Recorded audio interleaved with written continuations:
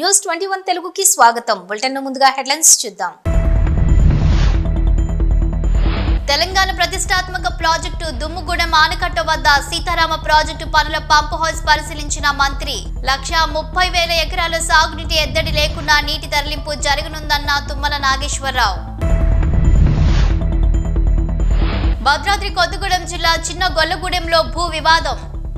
కత్తులతో పరస్పర దాడి చేసుకున్న రెండు వర్గాలు. 4 కత్తిపోట్లు ఆసుపత్రికి తరలింపు. బడుగు బలహీన వర్గాల అభ్యున్నతికి అహర్నిశలు కృషి చేసిన మహోన్నత వ్యక్తి బాలయోగి.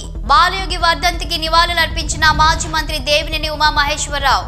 అశ్వాపురంలో మంత్రి తుమ్మల నాగేశ్వరరావు పర్యటన. దుమ్మగూడెం ఆనకట్ట సీతారామ ప్రాజెక్టు పంప్ హౌస్ పరిశీలన. భద్రాద్రి కొత్తగూడెం జిల్లా అశ్వాపురం మండలంలో వ్యవసాయ శాఖ మంత్రి తుమ్మల నాగేశ్వరరావు పర్యటించారు. తెలంగాణ ప్రభుత్వం ప్రతిష్టాత్మకంగా నిర్మిస్తున్న సీతారామ ప్రాజెక్టు వద్ద దుమ్మగూడెం ఆనకట్టను ఆయన సందర్శించారు. అక్కడి నుండి బీజీ కొత్తూరు వద్ద సీతారామ ప్రాజెక్టు పంప్ హౌస్ వద్దకు చేరుకుని అక్కడ జరుగుతున్న పనులను పర్యవేక్షించారు. ఈ సందర్భంగా మంత్రి తుమ్మల మాట్లాడుతూ BG Kothur pump house, Pusugudem pump house మరియు కమలాపురం పంప్ హౌస్ నుండి ముందుగా గోదావరి జలాలను సాగర్ ఆయకట్టు రేపటి వరకు తరలించే విధంగా మోటార్లను వదిలామని, ఆ తర్వాత వైరా రిజర్వాయర్కి పంపిస్తామని, జూన్ జూలై వరకు ఉమ్మడి ఖమ్మం జిల్లాలోని అన్ని చెరువులకు ఈ నీరును తరలించి సాగునీటికి ఎటువంటి ఇబ్బందులు లేకుండా అన్ని పనులు పూర్తి చేస్తామని, పనులపై ఇంజనీరింగ్ అధికారులతో కలిసి మాట్లాడామని, రాబోయే 4 ఏళ్లలో ఈ సీతారామ ప్రాజెక్టు పూర్తి స్థాయిలో నిర్మాణం జరుగుతుందని, ఉమ్మడి ఖమ్మం జిల్లాను సస్యామలం చేయటానికే నా చిరకాల కోరిక అని అన్నారు. ఈ కార్యక్రమంలో తుమ్మలతో పాటు స్థానిక ఎమ్మెల్యే పాయం వెంకటేశ్వర్లు, అశ్వారావుపేట ఎమ్మెల్యే జారే ఆదినారాయణ మరియు ఇరిగేషన్ శాఖ అధికారులు పాల్గొన్నారు.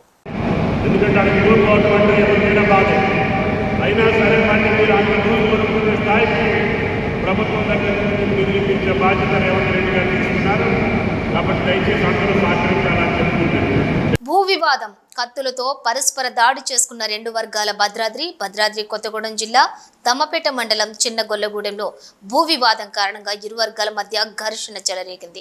కత్తులతో పరస్పర దాడులు చేసుకున్నారు. ఘటనలోని 4 కత్తిపోట్లు తగిలాయి. వారిని ఆసుపత్రికి తరలించారు. ఇరు వర్గాలు గత కొంతకాలంగా చిన్న గొల్లగూడెం గ్రామంలో ఒక భూమి విషయంలో గొడవలు పడుతున్నాయని సమాచారం.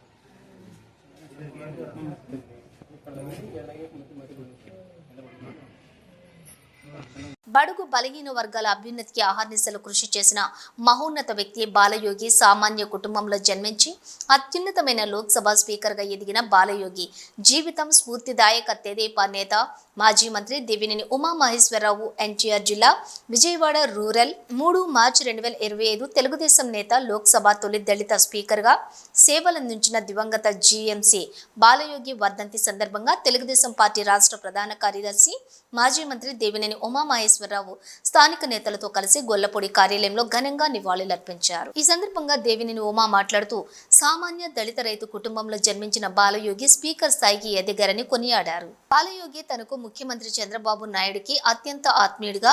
కోనసీమ అభివృద్ధికి బాలయోగి చేసిన కృషి ఆయనను ప్రజల మనసులో చిరస్థాయిగా నిలిపిందన్నారు. 1991లోని తొలిసారి లోక్సభకు ఎన్నికయ్యారని, 1996-98 మధ్య ఎమ్మెల్యేగా ఎన్నికైన ఆయన ఉన్నత విద్యాశాఖ మంత్రిగా పనిచేశారని, 1998 మార్చి 24న లోక్సభ స్పీకర్గా ఎన్నికయ్యారని ఈ సందర్భంగా గుర్తు చేశారు. ప్రస్తుతం వారి కుమారుడు అమలాపురం పార్లమెంటు సభ్యులుగా కొనసాగుతున్నారని తెలిపారు. రాష్ట్రానికి, దేశానికి ఆయన చేసిన సేవలను స్మరించుకున్నారు. ఈ కార్యక్రమంలో స్థానిక నేతలు పాల్గొన్నారు.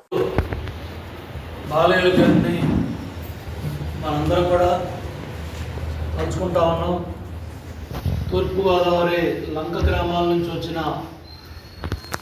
నాయకుడు, మరి చంద్రబాబు నాయుడు గారికి, ఎన్టీ రామారావు గారికి ఆప్తుడిగా తెలుగుదేశం పార్టీ 43 ఏళ్ల ప్రస్థానంలో గర్వపడే నాయకుడు ఆయన. శాసనసభ్యుడిగా, మంత్రిగా చక్కటి పనితీరుతో ఆయన స్ఫూర్తినిచ్చే విధంగా పనిచేశారు. పార్లమెంట్ సభ్యుడిగా మరి ఆయన పనితీరు లోక్సభ స్పీకర్ని చేసింది. సామాన్య పేద మధ్యతరగతి కుటుంబంలో వచ్చిన రైతు కుటుంబంలో వచ్చిన బాలయోగి గారు మరి వాళ్ళ మనం గర్వపడే విధంగా దేశంలో మరి మొట్టమొదటి లోక్సభ స్పీకర్గా దళిత వర్గం నుంచి గర్వపడే విధంగా మరి ఆ మహానుభావుడు అందరికీ స్ఫూర్తినిచ్చారు. చంద్రబాబు నాయుడు గారికి ఎంతో నమ్మకస్తుడిగా ఏ బాధ్యత పెడితే ఆ బాధ్యత, శాసనసభకు వెళ్ళమంటే శాసనసభకి వెళ్ళి మంత్రి అయ్యారు, పార్లమెంట్కి వెళ్ళమంటే పార్లమెంట్కి వెళ్ళారు. ఆ విధంగా ఒక సీనియర్ లోక్సభ సభ్యుడిగా స్పీకర్గా అందరూ మన్ననలు పొందారు.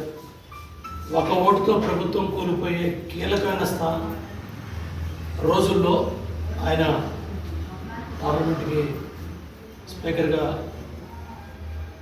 మరి ఎంతో గర్వపడే విధంగా ప్రతి తెలుగువారు భారతీయుడు ఆయన తీసుకున్న నిర్ణయాలన్నీ కూడా స్ఫూర్తిదాయకం.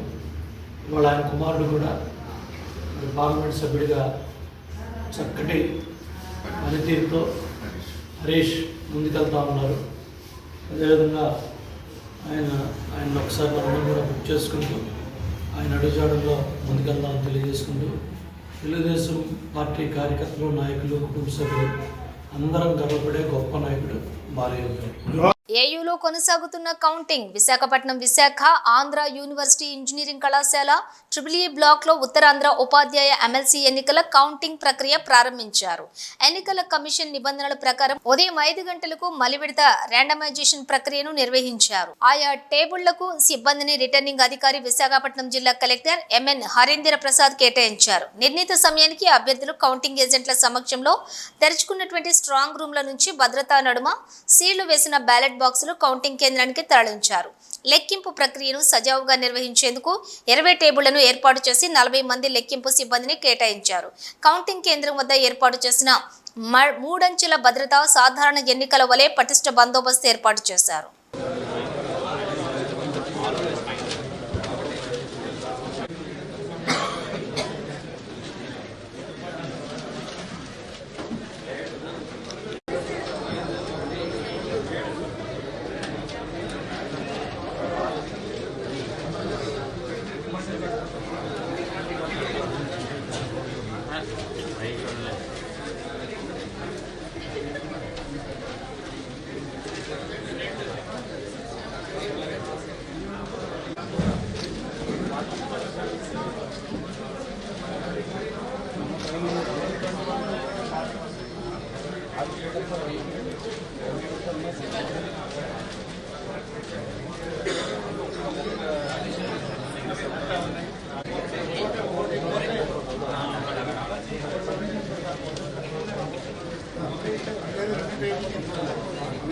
గాడి తప్పిన గురుకుల పాఠశాలలు. బెల్లంపల్లి గురుకుల పాఠశాలల్లో ర్యాగింగ్ కలకలం.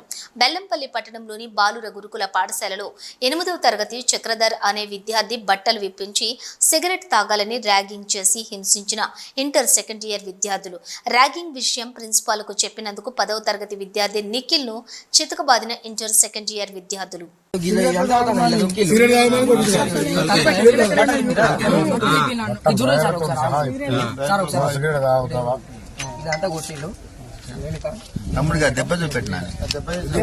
హైదరాబాద్ లోని ధర్నా చౌక్ లోని తెలంగాణ రాష్ట్ర contributor pension scheme employees union రాష్ట్ర అధ్యక్షులు శ్రీత ప్రజ్ఞ అధ్యక్షతన యూపీఎస్ వద్దని యుద్ధభేరి ధర్నా కార్యక్రమం జరిగింది. ఈ ధర్నాకు రాష్ట్ర ప్రధాన కార్యదర్శి కల్వల శ్రీకాంత్, రాష్ట్ర కోశాధికారి నరేష్ గౌడ్లు భారీ సంఖ్యలో ఉద్యోగ ఉపాధ్యాయులు హాజరయ్యారు. ఇటీవల జనవరి 24న కేంద్ర ఆర్థిక శాఖ విడుదల చేసిన గెజిట్ ప్రకారం యూపీఎస్ యూనిఫైడ్ పెన్షన్ స్కీమ్ అనేది ఏప్రిల్ 1 నుంచి 2025 నుండి అమలు చేయాలని గెజిట్ లో పేర్కొన్నారు. దీన్ని తీవ్రంగా వ్యతిరేకిస్తూ నేడు ధర్నాను నిర్వహించామన్నారు. ధర్నాలో రాష్ట్ర అధ్యక్షులు గంగాపురం స్థిత ప్రజ్ఞ మాట్లాడుతూ ఈ యూపీఎస్ విధానం అనేది కార్పొరేటర్లకు ధన ప్రవాహం కొనసాగించడం కోసమే వచ్చిందన్నారు. కేంద్రం ఆర్థిక శాఖ ఈ గెజిట్ తో కేంద్ర రాష్ట్ర ప్రభుత్వ ఉద్యోగాలతో వసూలు చేసినటువంటి 10.5 లక్షల కోట్ల రూపాయలని అప్పనంగా కార్పొరేట్ చేతుల్లోకి వెళ్తున్నాయని తెలిపారు.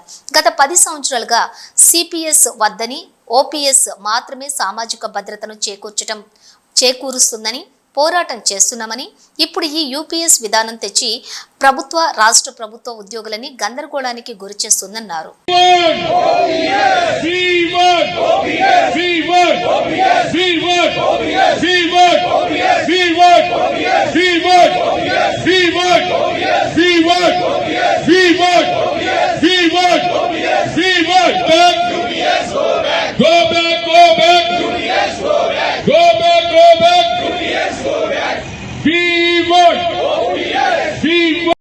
వ్యవసాయ కన్వెన్షన్లకు ఉచిత విద్యుత్కు 12,400 కోట్ల వ్యయం. పగటిపూట రైతులకు 9 గంటల ఉచిత విద్యుత్ సరఫరా.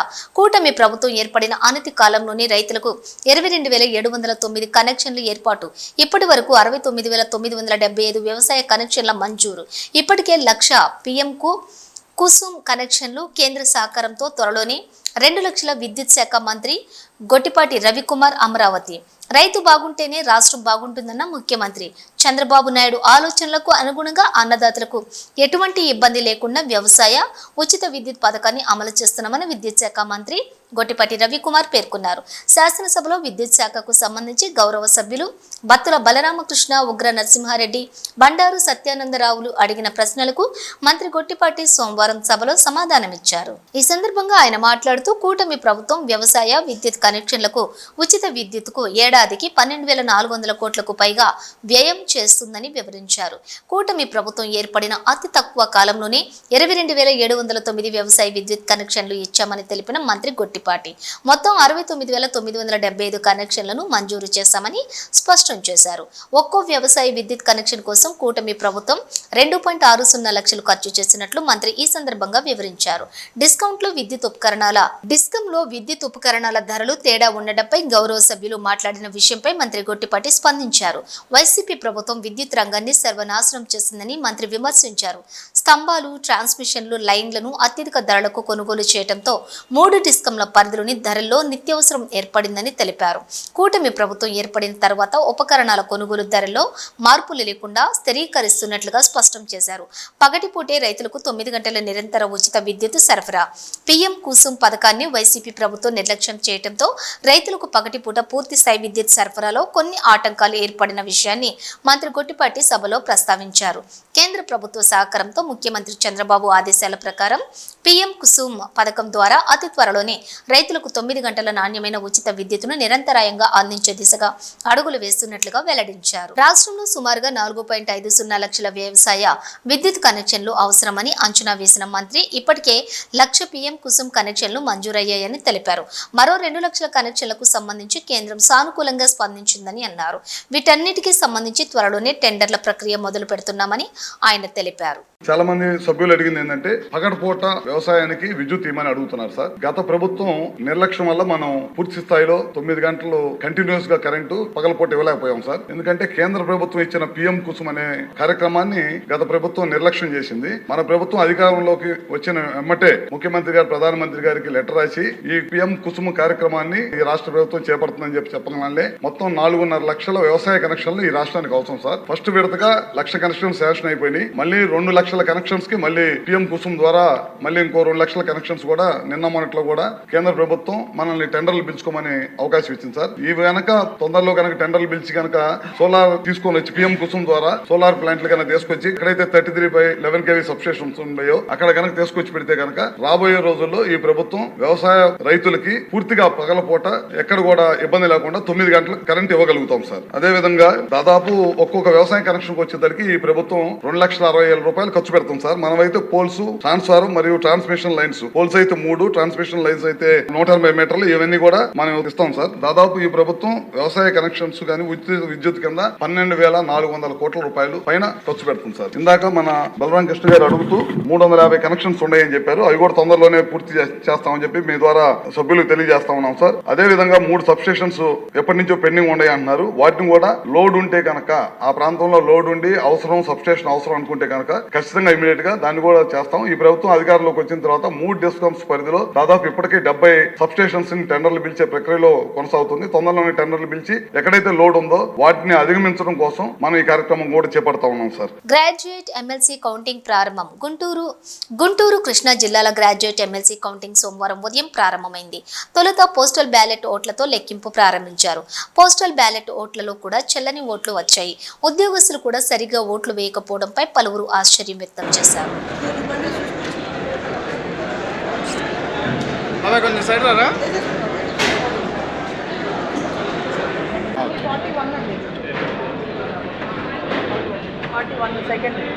అవన్నీ ఇప్పుడు మీరు తీసుకొచ్చిన బాక్సెస్ టేబుల్ దగ్గర పెట్టేసి అక్కడ ఖాళీ బాక్సెస్ ఉంటే దయచేసి దాన్ని తీసుకెళ్ళాలండి.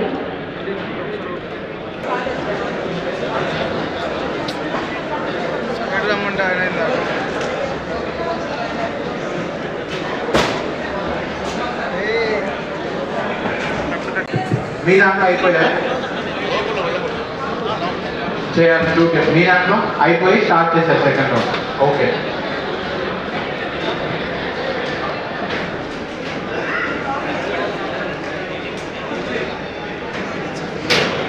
వనపర్తి కేడీఆర్ పాలిటెక్నిక్ కాలేజ్లో ప్రజాపాలన బహిరంగ సభ.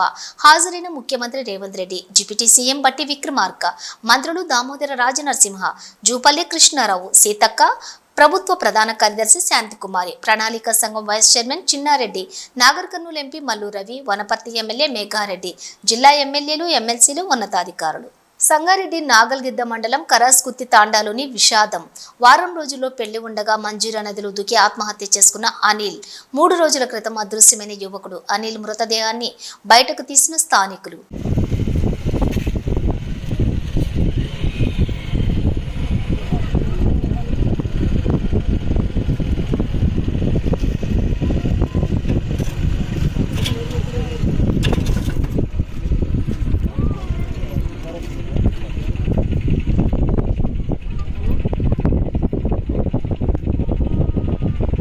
పల్నాడు జిల్లా సత్తెనపల్లి పట్టణంలో నకిలీ లేబర్ ఆఫీసర్ హల్చల్.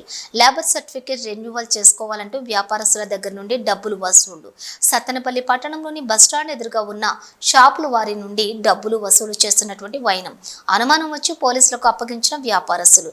లేబర్ ఆఫీసర్ ఫిర్యాదుతో నకిలీ వ్యక్తిని విచారిస్తున్నటువంటి పోలీసులు. సదరు వ్యక్తి ముప్పాళ్ల గ్రామానికి చెందిన కందుల వెంకయ్యగా గుర్తింపు.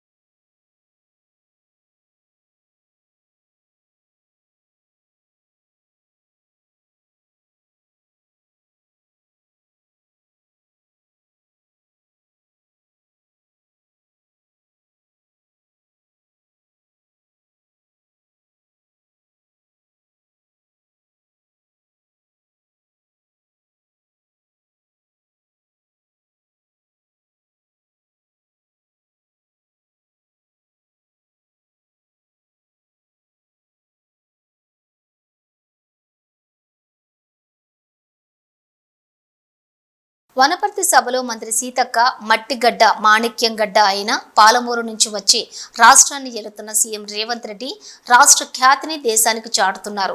అధికారానికి వచ్చిన క్షణం నుంచి ఆడబిడ్డల ఆర్థిక స్థితిగతులను మెరుగుపరిచి మార్పు తీసుకురావాలన్న లక్ష్యంతో సీఎం పనిచేస్తున్నారు. మహిళలను కోటీశ్వరులుగా చేసేందుకే ప్రతి నిమిషం మీ యొక్క సోదరుడు, మీ అందరి అభిమాన నాయకుడు, మా అందరి నాయకుడు రేవంత్ రెడ్డి పనిచేస్తున్నారని అన్నారు. ఎక్కడ ఏ బిజినెస్ ఉన్నా మహిళల్ని అందులో భాగస్వామ్యం చేస్తున్నారు. ఒక కుటుంబంలో ఆడవాళ్లు అభివృద్ధి చెందితేనే ఆ కుటుంబం అంతా అభివృద్ధి చెందుతుంది. తద్వారా ప్రాంతం అంతా బాగుంటుంది. అందుకే ఇప్పటికే ఈ ఏడాదిలో ఇప్పటి వరకు 21,000 కోట్ల రుణాలను మహిళా సంఘాలకు ఇచ్చాము. తెలంగాణ రాష్ట్ర వ్యాప్తంగా మహిళా సంఘాల ధన సిరి మన గౌరవ మంత్రివర్యులు డాక్టర్ అనసూయ సీతక్క ధనసరి.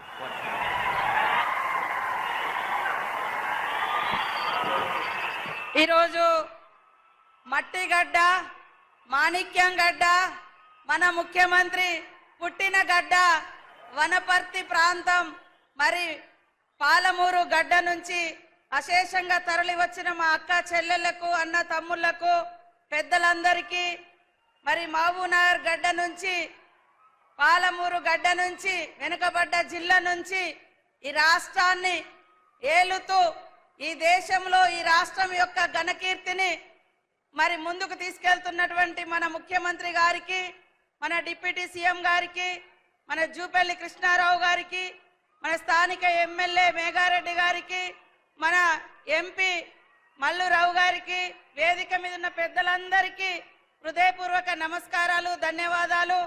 మరి ఎర్రటెండలో కూడా మా అక్క చెల్లెళ్ళు అశేషంగా వచ్చినందుకు మీ అందరికీ నమస్కారాలు. అధికారులకు, పత్రికా మీడియా సోదరులకు అందరికీ కూడా హృదయపూర్వక శుభాకాంక్షలు.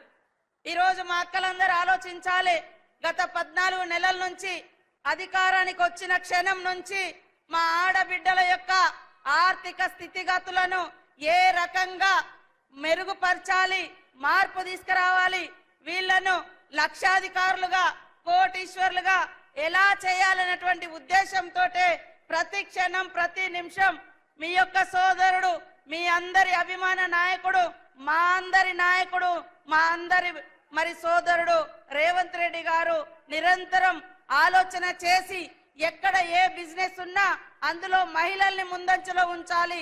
ఒక కుటుంబంలో ఆడవాళ్ళు అభివృద్ధి చెందితే ఆ కుటుంబం అంతా అభివృద్ధి చెందుతుంది, తద్వారా ఆ ప్రాంతం అంతా కూడా బాగుంటది అనే ఆలోచనతోటి దాదాపుగా వడ్డీ లేని రుణాలు ఈ రోజు వరకే 21,000 కోట్ల రూపాయలు రాష్ట్ర వ్యాప్తంగా ఇవ్వడం జరిగింది.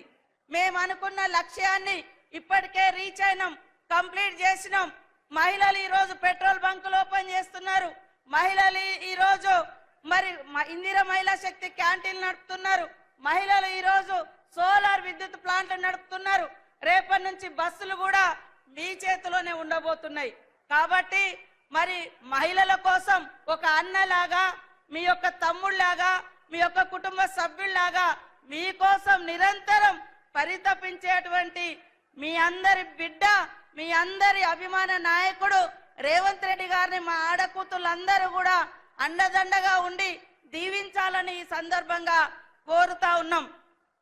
మార్చి 8వ తారీఖు నాడు మరి హైదరాబాద్ లో కూడా పెద్ద ఎత్తున మహిళలతో మీటింగ్ పెట్టడం జరుగుతూ ఉంది.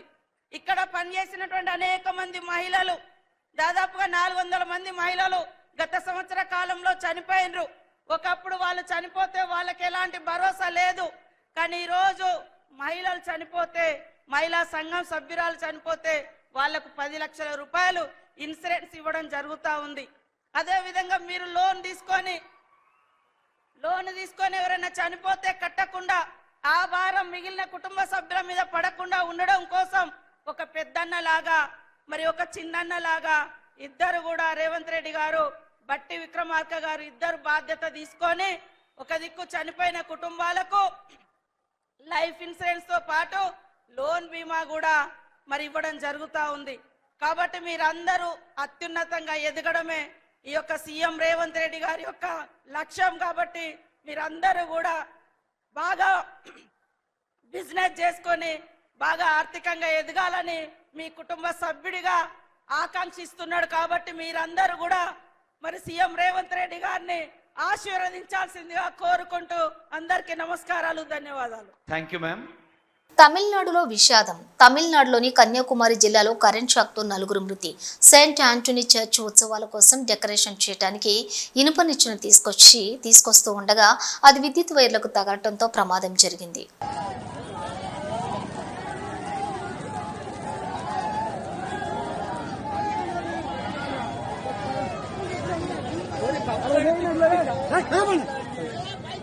బులెటిన్ ముగించే ముందు హెడ్లైన్స్ మరోసారి. తెలంగాణ ప్రతిష్టాత్మక ప్రాజెక్టు దుమ్ముగూడెం ఆనకట్ట వద్ద సీతారామ ప్రాజెక్టు పనుల పంప్ హౌస్ పరిశీలించిన మంత్రి. 130,000 ఎకరాల సాగునీటి ఎద్దడి లేకుండా నీటి తరలింపు జరగనుందన్న తుమ్మల నాగేశ్వరరావు. భద్రాద్రి కొత్తగూడెం జిల్లా చిన్న గొల్లగూడెంలో భూ వివాదం. కత్తులతో పరస్పర దాడి చేసుకున్న 2 వర్గాలు. 4 కత్తిపోట్లు ఆసుపత్రికి తరలింపు. బడుగు బలహీన వర్గాల అభ్యున్నతికి అహర్నిశలు కృషి చేసిన మహోన్నత వ్యక్తి బాలయోగి. బాలయోగి వర్ధంతికి నివాళులర్పించిన మాజీ మంత్రి దేవినేని ఉమామహేశ్వరరావు. ఇవి బులెటిన్ డీటెయిల్స్. చూస్తూనే ఉండండి న్యూస్.